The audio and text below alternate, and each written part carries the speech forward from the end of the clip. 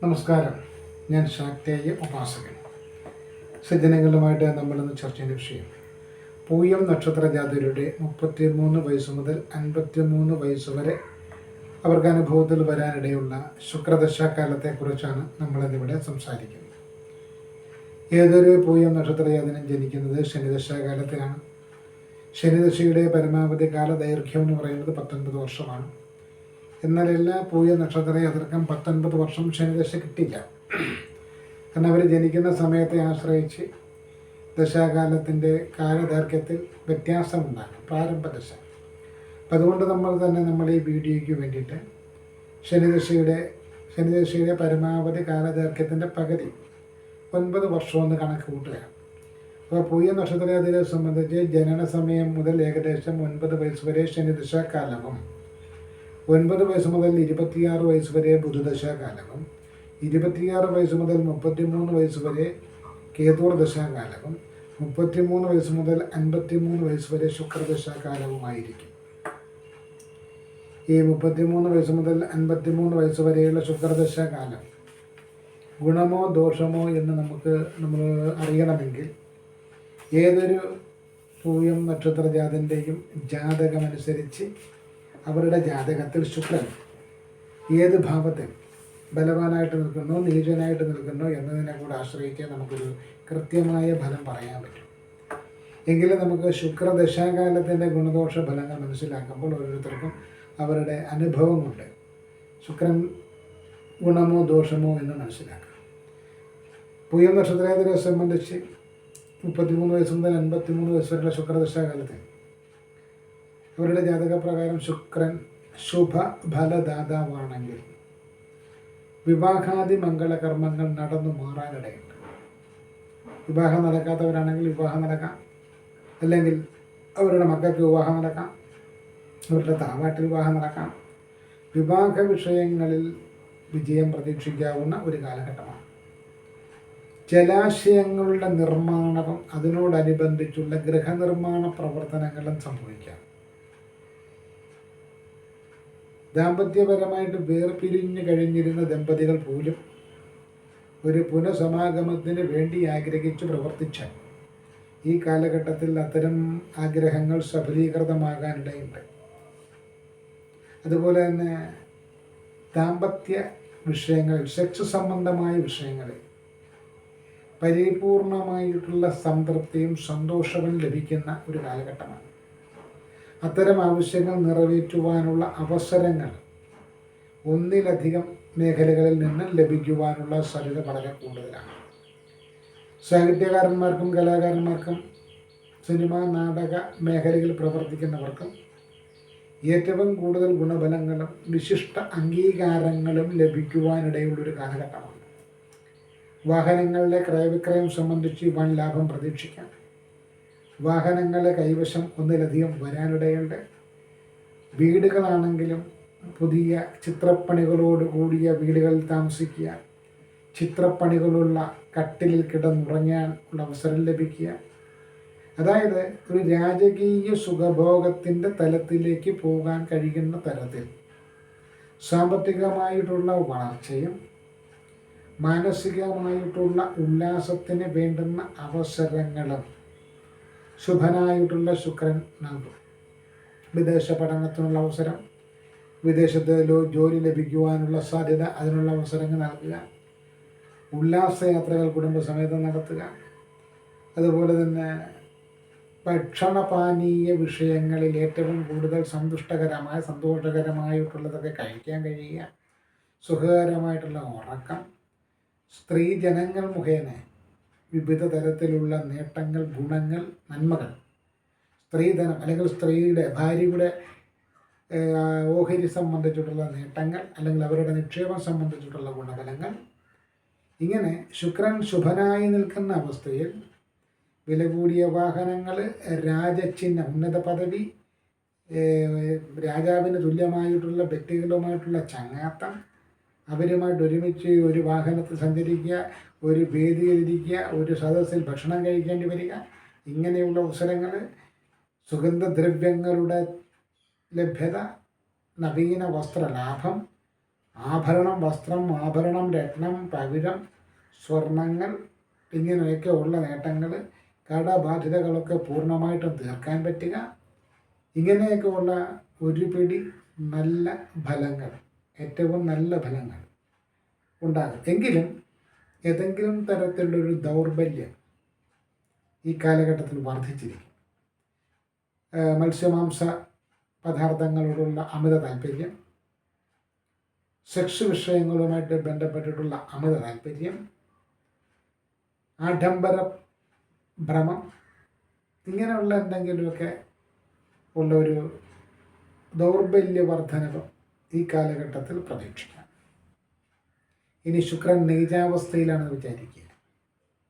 ശുക്രൻ പ്രതികൂലാവസ്ഥയിലാണെങ്കിൽ എന്തൊക്കെ തരത്തിലുള്ള ഫലങ്ങളായിരിക്കും ലഭിക്കുക? ശുക്രൻ പ്രതികൂലാവസ്ഥയിലാണെങ്കിൽ ജലാശയ നിർമ്മാണവുമായി ബന്ധപ്പെട്ട് ഏതെങ്കിലും തരത്തിലുള്ള അപഖ്യാതിയോ അപകടമോ ഉണ്ടാവാം. ജലാശയങ്ങളിൽ മുങ്ങി മരണം സംഭവിക്കാമെന്നൊക്കെ പറയാറില്ലേ? അല്ലെങ്കിൽ ജലജന്യ രോഗങ്ങൾ, മഹോദരം പോലുള്ള രോഗങ്ങളൊക്കെ ഉണ്ടാവുന്നത് ജലവുമായിട്ട് ബന്ധപ്പെട്ടുള്ള രോഗദുരിതങ്ങളൊക്കെ ശുക്രനെ കൊണ്ട് ചിന്തിക്കാവുന്നതാണ്. ശുക്രനുമായിട്ട് ബന്ധപ്പെടുന്നവയാണ്. അവിഹിത ബന്ധത്തിൽ സെക്സുമായി ബന്ധപ്പെട്ടിട്ടുള്ള അപഖ്യാതി, അപകീർത്തി, ദുഷ്കീർത്തി, നിയമപരമായിട്ടുള്ള പ്രതിസന്ധികൾ, ഇവയൊക്കെ നീതനായ ശുക്രൻ്റെ കാലത്ത് പ്രതീക്ഷിക്കാം. അതുപോലെ തന്നെ ഗർഭമനസ്സുക,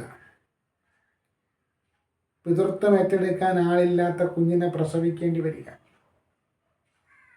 ദുഷിച്ച നിലയിൽ ജീവിക്കുന്ന സ്ത്രീകളുടെ വീട്ടിൽ നിന്നോ കിടപ്പറയിൽ നിന്നോ കയ്യോടെ പിടികൂടുന്ന അവസ്ഥ, ദാമ്പത്യപരമായിട്ടുള്ള ജീവിതത്തിൽ ഭിന്നത, ദാമ്പത്യപരമായിട്ടുള്ള ജീവിതത്തിൽ വേർപാട്, വിയോഗം, ലൈംഗികപരമായിട്ടുള്ള അമിത ആസക്തി മൂലം ഉണ്ടാകുന്ന പ്രശ്നങ്ങൾ, ലൈംഗികപരമായിട്ടുള്ള വിഷയങ്ങൾ താല്പര്യക്കുറവ്, കഴിവില്ലായ്മ, ലൈംഗികപരമായിട്ടുള്ള ഏതെങ്കിലും തരത്തിലുള്ള രോഗം വന്നു ഭവിക്കാനിടയുള്ള സാഹചര്യം, ഇതൊക്കെ തന്നെ നീചനാകുന്ന ശുക്രൻ്റെ ദശാകാലത്ത് പ്രതീക്ഷിക്കാം. സ്ത്രീജനങ്ങൾ മുഖേന അപഖ്യാതി, സ്ത്രീജനങ്ങളുമായിട്ട് വിരോധം, സ്ത്രീജനങ്ങളുമായിട്ട് വാക്കുതർക്കം, കേസുവഴക്ക്, അടി, ഇടി, ബഹളം, കലഹം, ഇതെല്ലാം നീതനാകുന്ന ശുക്രനെ കൊണ്ട് ചിന്തിക്കാം. ദേശം വിട്ടുപോവുക, ഒരു വൃത്തിയും ശുദ്ധിയുമില്ലാത്ത പങ്കാളികളുമായിട്ട് ഏർപ്പെടേണ്ടി വരിക, മദ്യം, ലഹരി പദാർത്ഥങ്ങൾ ഉപയോഗിച്ചുകൊണ്ട് രതി വൈകൃതങ്ങൾക്ക് അടിമപ്പെടുക, ഒരു തരത്തിലും നമുക്ക് ഉൾക്കൊള്ളാനാവാത്ത ദുഷിച്ച വിയർപ്പിൻ്റെയും മറ്റും ഗന്ധത്തോട് കൂടിയ അവസരത്തിൽ ഒരു വൃത്തിയുമില്ലാത്ത പ്രദേശങ്ങളിൽ വച്ച് ശാരീരിക ബന്ധത്തിന് വഴങ്ങേണ്ടി വരിക, അല്ലെങ്കിൽ പീഡിപ്പിക്കപ്പെടുക, ഇങ്ങനെയൊക്കെയുള്ള ബലങ്ങളും ശുക്രനെ കൊണ്ട് ചിന്തിക്കാം. അപ്പോൾ ശുക്രൻ ശുഭനാകുന്ന അവസ്ഥയിൽ ദാമ്പത്യ സംതൃപ്തി, ദാമ്പത്യ കൂട്ടായ്മ, ദാമ്പത്യ ചേർച്ച, സാമ്പത്തിക ഉന്നതി, സ്ത്രീജനങ്ങൾ മുഖേന ധനലാഭം തുടങ്ങിയിട്ടുള്ള ഒരുപിടി നല്ല ഫലങ്ങൾ വരുമ്പോൾ ശുക്രൻ നീചനാകുന്ന അവസ്ഥയിൽ സ്ത്രീജനങ്ങൾ മൂലം സർവനാശം, അത് രോഗദുരിതമായാലും നിയമപരമായിട്ടുള്ള പ്രതിസന്ധിയായാലും സാമ്പത്തിക കടബാധ്യതയായാലും അതുപോലെ തന്നെ ലൈംഗികമായിട്ടുള്ള പ്രതിസന്ധികളായാലും ലൈംഗികമായിട്ടുള്ള കഴിവുകേടായാലും ഇതെല്ലാം നീചനായ ശുക്രനെ കൊണ്ട് ചിന്തിക്കണമെന്നാണ്. ഇപ്പോൾ ശുക്രദശാകാലം നമുക്ക് അനുകൂലമോ പ്രതികൂലമോ എന്നുള്ളത് നമ്മൾ തീരുമാനിക്കേണ്ടത് ജാതകം പരിശോധിച്ചാണ്. നീചനാകുന്ന ശുക്രൻ്റെ ദശാകാലം നടക്കുമ്പോഴാണ് വളരെ വിശ്വസ്തരായിട്ടുള്ള ദമ്പതികൾ പരസ്പരം ജാരസംസർഗമൊക്കെ ചെയ്ത് പരസ്പരം ചതിക്കുക, അത് കൈയോടെ പിടിക്കപ്പെടുക, ഉടനെ തന്നെ അവർ ഈ നിലവിലുള്ള ഭാര്യയെ അല്ല ഭർത്താവിനെ ഉപേക്ഷിച്ച് മറ്റൊരാളോടെ പോവുക, ഇങ്ങനെയൊക്കെയുള്ള കടുങ്കൈകളും ചെയ്യുന്നതും ഈ കാലഘട്ടത്തിലാണ്. അതുപോലെ തന്നെ യാതൊരു വിധത്തിലുള്ള രേഖയില്ലാതെ, ഒരു ഉറപ്പുമില്ലാതെ ലിവിങ് ടുഗദർ എന്ന് പറയുന്നത് പോലെയുള്ള ബന്ധങ്ങളിൽ പോയി വീഴുന്നത് നീതനായിട്ടുള്ള ശുക്രൻ നിൽക്കുന്ന സമയത്താണ്. ഒരു പരിചയവുമില്ലാത്തവരുമായിട്ട് ഒരു പകലോ ഒരു രാത്രിയോ മാത്രമുള്ള പരിചയത്തിൻ്റെ പുറത്ത് അവരുമായിട്ട് ബന്ധത്തിലേർപ്പെടുന്നതും അതിനെ തുടർന്നുണ്ടാകുന്ന പ്രതിസന്ധികൾ വരുന്നതും നീതിനായിട്ടുള്ള ശുക്രൻ നിൽക്കുന്ന സമയത്താണ്. അപ്പോൾ ശുക്രനെ സംബന്ധിച്ച് നമ്മൾ പറയേണ്ടത്, കൃത്യമായിട്ട് പറയേണ്ടത് ഭാര്യാഭർത്തൃ ബന്ധം, ദാമ്പത്യ സംതൃപ്തി, അതുവഴിയുള്ള നേട്ടങ്ങളാണ്. മക്കൾ, അപ്പോൾ മക്കൾ പ്രതികൂലമാകുന്നു. മക്കൾ ഇപ്പോൾ ഏതെങ്കിലും ഒരു അച്ഛൻ്റെയോ അമ്മയുടെയോ വഴിവിട്ട ഒരു ജീവിതം, അല്ലെങ്കിൽ അവരുടെ കയ്യിൽ നിന്നും ഏതെങ്കിലും ഒരു കാമുകനോ കാമുകയുമായിട്ടുള്ള സല്ലാപം മക്കൾ നേരിട്ട് കാണാനിടയാകുന്നു എന്ന് പറയുന്നൊരവസ്ഥ നീചനായിട്ടുള്ള ശുക്രൻ്റെ ദശാകാലത്തിൽ സംഭവിക്കാം. അതോടുകൂടി മക്കൾ ആ അച്ഛനോ അമ്മയ്ക്കോ എതിരാകുന്നു. അതുപോലെ തന്നെ അച്ഛൻ്റെ അമ്മയുടെയോ മറ്റേതെങ്കിലും തരത്തിലുള്ള ഒരു സ്വഭാവ വൈകൃതം മക്കൾ അതിന് സാക്ഷിയാകേണ്ടി വരുന്ന സന്ദർഭം, മക്കൾ ശത്രുക്കളാകുന്ന സന്ദർഭം ഒക്കെ തന്നെ ഈ നീചനായിട്ടുള്ള ശുക്രൻ്റെ കാലത്തിൽ പ്രതീക്ഷിക്കാവുന്ന. അപ്പം എന്തായാലും ശുക്രൻ നീചനായാലും ശുഭനായാലും ശുക്രദശാകാലം എന്ന് പറയുന്നത് ഏത് നക്ഷത്രക്കാർക്ക് വന്നാലും, പ്രത്യേകിച്ച് പൂയം നക്ഷത്രക്കാരെ സംബന്ധിച്ച് പറയുമ്പോൾ അവർക്ക് ഈ പറയുന്ന ലൗകിക സുഖങ്ങളുമായി ബന്ധപ്പെട്ട് കൂടുതൽ സുഖാധിക്യം അല്ലെങ്കിൽ താല്പര്യം വർദ്ധിക്കുവാനും അവയുടെ സഫലീകരണത്തിനും വഴിവെക്കുന്നതാണ്. അത് നേരായ മാർഗത്തിലൂടെ വേണോ അതല്ല വളഞ്ഞ വഴികളിലൂടെ വേണമെന്ന് നമ്മൾ തീരുമാനിക്കുക. വളഞ്ഞ വഴികളിലൂടെയാണ് നമ്മൾ എന്തെങ്കിലും സുഖഭോഗങ്ങൾ തേടി പോകുന്നതെങ്കിൽ, നൈമിഷികമായിട്ടുള്ള താൽക്കാലികമായിട്ടുള്ള സുഖഭോഗങ്ങൾക്ക് വേണ്ടിയിട്ട് നമ്മൾ ഇത്രയും കാലം ഉണ്ടാക്കിക്കൊണ്ടുപോകുന്ന സൽപ്പേരും സൽകീർത്തിയും തറവാട്ട് മഹിമയെന്ന് പറയുന്നതൊന്നും ഉണ്ടെങ്കിൽ അതും, കുലമഹിമ എന്ന് പറയുന്നതുണ്ടെങ്കിൽ അതും ഒക്കെ ഒരു നിമിഷത്തെ നൈമിഷിക സുഖത്തിന് വേണ്ടിയിട്ട് നശിപ്പിക്കാൻ തയ്യാറാകണോ എന്ന് ചിന്തിക്കുന്നത് നന്നായിരിക്കും. എനിക്കാരുമില്ല, ഞാൻ ഒറ്റപ്പെട്ടു പോയി, എൻ്റെ ജീവിതത്തിൽ ആരുമില്ല, അതുകൊണ്ട് എനിക്കൊരു കൂട്ട് വേണ്ടേ എന്ന് ചോദിച്ചുകൊണ്ട് ഒരു അഡ്രസ്സും ഇല്ലാതെ ഒരു എഗ്രിമെൻറ്റും ഇല്ലാതെ